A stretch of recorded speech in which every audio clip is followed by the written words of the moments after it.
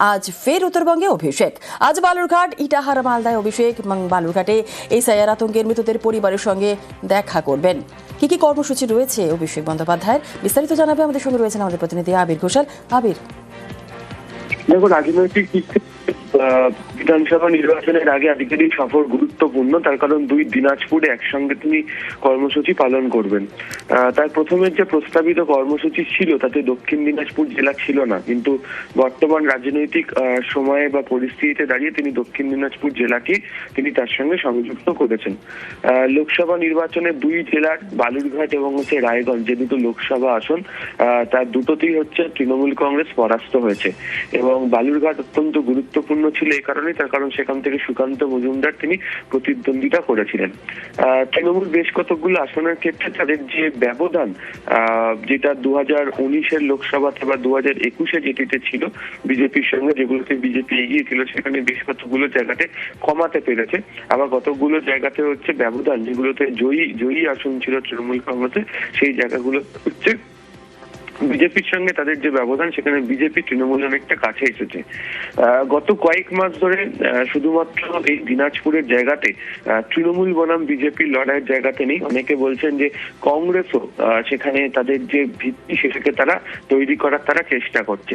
এবং গত কয়েক মাস ধরে দেখতে পাওয়া যাচ্ছে যে কংগ্রেসও সেখানে বারবার ধরে বিভিন্ন রাজনৈতিক কর্মসূচি পালন করছে। এবং সদ্য যেহেতু মৌসম ব্যানার্জি নূর তিনি যোগদান করেছেন, তাদেরও একটা কংগ্রেসের প্রভাব তারপর এই দিনাজপুরের জায়গাগুলোতে তারা তৈরি করার চেষ্টা করেছে।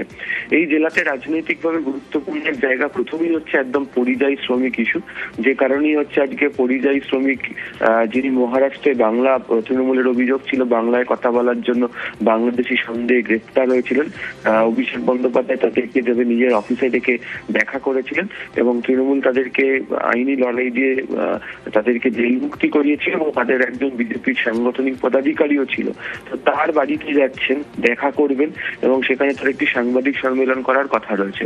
আর ইটাহার রোড শো করার জন্য তুমি জানো যে বালুরঘাট, এটা উত্তর দিনাজপুর জেলায় হলেও বালুরঘাট লোকসভা কেন্দ্রের মধ্যে পড়ে। লোকসভা নির্বাচন এখানে তৃণমূল কংগ্রেসের ফল এই বিধানসভা কেন্দ্রটাতে ভালো ছিল। এবং এর আগে অভিষেকের যে কর্মসূচি নবজোয়ারে, এই ইটাহারের ছবি যেভাবে ভাইরাল হয়, মানুষের ভিড়, জনসমাগম, সেটিকে নিয়ে তৃণমূল কংগ্রেস বারবার ধরে প্রচারও করেছিল। সেই জায়গাতেও তারা প্রচার করবে। ফলে একদিকে দুই জেলার নেতাদের সাংগঠনিকভাবে প্রস্তুত হওয়া, কারণ এখানে ত্রিমুখী লড়াই হওয়ার সম্ভাবনা রয়েছে। আর পরিযায়ী শ্রমিক ইস্যুতে পুরোপুরিভাবে কোমর বেঁধে নামতে চলেছে তৃণমূল কংগ্রেস, সেটিও এই দুই জেলা থেকে রাজনৈতিক বার্তায় অভিষেক দেবেন। বেশ, একেবারে ধন্যবাদ।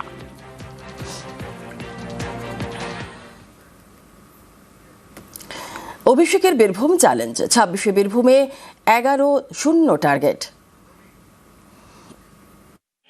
আগামী দিন নির্বাচন যখনই ঘোষণা হোক, আমরা যে রাজনৈতিক লড়াই শুরু করেছি, যতই করো হামলা আবার জিতবে বাংলা, আপনাদেরকে অনুরোধ করতে এসছি যে গত নির্বাচনে 11টা আসনের মধ্যে বীরভূমের মানুষ দুহাত তুলে আশীর্বাদ করে তৃতীয়বার মমতা বন্দ্যোপাধ্যায়কে মুখ্যমন্ত্রী হওয়ার যে অবদান রেখেছে এই জেলার মানুষ, 2011, 2016, 2021 কার্যত অনস্বীকার্য। 2026-এ চতুর্থবার মামাটি মানুষের সরকার হবে, কিন্তু এবার 10 নয় 11-0 তৃণমূলের পক্ষে বীরভূমের মানুষকে করতে হবে।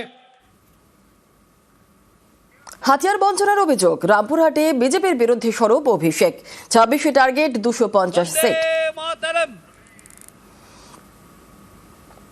250 আসনে তৃণমূলকে জেতাতে হবে, না হলে যে দল 70টা আসন নিয়ে একটা গরিব ছেলেকে চিকেন প্যাটিস বিক্রি করে বলে মারছে, সেই দল যদি ক্ষমতায় থাকে তাহলে আগামী দিনেরা কি অবস্থা করবে বাংলার খালি একবার ভেবে দেখুন। 70টা আসন পেয়ে যদি বিজেপি আপনার রাস্তার টাকা, আপনার জলের টাকা, আপনার 100 দিনের টাকা, আপনার লক্ষ্মীর ভান্ডার বন্ধ করতে চায়, তাহলে এই দল যদি বাংলায় ক্ষমতায় আসতো কি বিভীষিকা তৈরি করতো আপনারা খালি একবার ভেবে দেখবেন।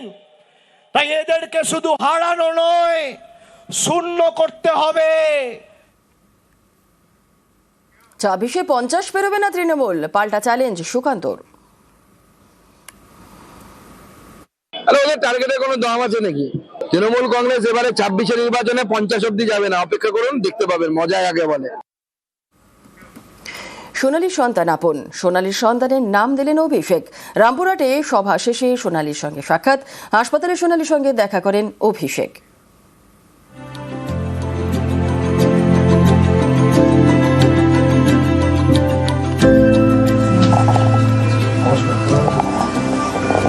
অনেক লড়াই করেছি, অনেক লড়াই করেছি। ছেলে কেমন আছে? ছেলে ভালো আছে। ছেলের নামটা আপনারা লিখিয়ে দিন। নাম তো আপনাদের ঠিক করা উচিত। আপনারা এত না, লড়াই আমরা- করেছেন, না। ওইটুকু বাচ্চা অত কিছুর মধ্যে দিয়ে গেছে। আপনারা না হলে নিয়ে ফিরে আসতেন।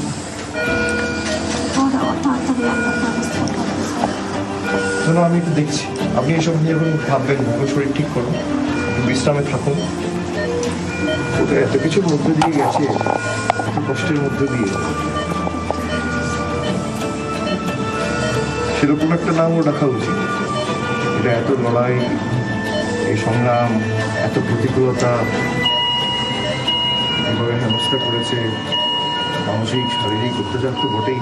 ওর যে পুরো লড়াইটাকে না, সেই লড়াইটা যাতে জাস্টিফাইড হয় এমন একটা নাম দিতে হবে।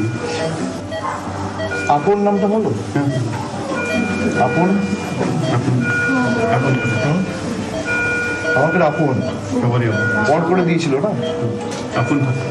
ওই নামটা আর আপনি সুস্থ হয়ে তাড়াতাড়ি বাড়ি ফিরুন, আমি একটু দেখছি, তুমি চিন্তা করবেন না, ঠিক আছে?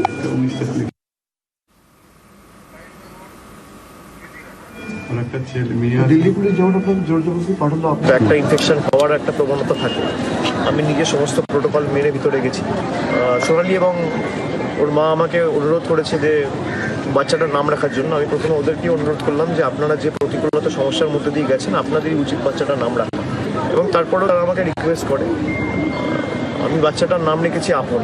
তার কারণ যেভাবে পর করে বাংলাদেশে ঠেলে দিয়েছে, এটা সকলেই আমাদের আপন, তাই বাচ্চাটার নাম রাখা হয়েছে আপন। এবং আমি আবার কয়েক মাসের মধ্যে তাদের বাড়িতে গিয়ে নিজে আরেকবার দেখা করে আসবো। এবং দানিশের কেসটাও আজকে সুপ্রিম কোর্টে ছিল। সুপ্রিম কোর্ট থেকে আবার কেন্দ্র সরকার একটা সময় চেয়েছে, যেহেতু তাদের কাছে কোনো সদুত্তর নেই এবং খুব সম্ভবত সেটা আবার 19 তারিখ হিয়ারিং হবে। আমরা আমাদের তরফ থেকে যতটুকু সামর্থ্য রয়েছে, আইনজীবী থেকে শুরু করে ওরাল আর্গুমেন্ট যেগুলো হওয়া উচিত, আমাদের যেখানে যা সাহায্য সহযোগিতা সহায়তা করা পুরোটাই করবো এবং যত দ্রুত সম্ভব দানিশকে ফিরিয়ে আনা যায় আমরা সেটা সুনিশ্চিত করব।